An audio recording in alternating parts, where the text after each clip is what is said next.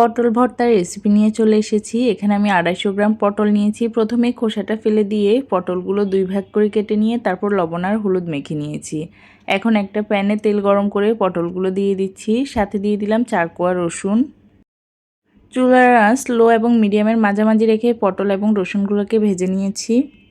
এবার ভর্তাটা তৈরি করার পালা। এখানে 2টা শুকনা মরিচ ভেজে নিয়েছিলাম, সেগুলোকে প্রথমে ডলে নিচ্ছি। এরপর এর মধ্যে দিয়ে দেব পরিমাণ মতো পেঁয়াজ কুচি, আর যে রসুনের কোয়াগুলো ভেজে রেখেছিলাম সেগুলো দিয়ে দিচ্ছি। রসুন আর পেঁয়াজটাকেও একটু ডলে নিতে হবে।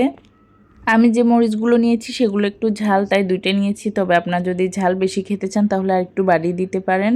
এখন আগে থেকে যে পটলগুলো ভেজে রেখেছিলাম সবগুলো পটল দিয়ে দিচ্ছি। এবার একটু সময় নিয়ে ডলে ডলে পটলগুলোকে ভর্তা করে নিতে হবে। এই ভর্তাটা কিন্তু হাতে মেখে নিয়েও করা যায়। এখন এর মধ্যে দিয়ে দিচ্ছি ধনিয়া পাতা কুচি। আমার হাজব্যান্ডকে বললাম যে কিছু ধনিয়া পাতা দিয়ে যাও, আমি একটু ব্যস্ত আছি। দিয়ে দিলাম স্বাদ মতো কিছুটা লবণ। লবণটা আসলে প্রথমে দিলেও হতো, আমার প্রথম দিকে খেয়াল ছিল না।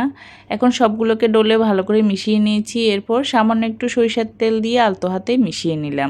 এই ভর্তাটা কিন্তু গরম গরম ভাতের সাথে খেতে অনেক বেশি মজা লাগে। আপনারা বাসায় ট্রাই করে দেখবেন।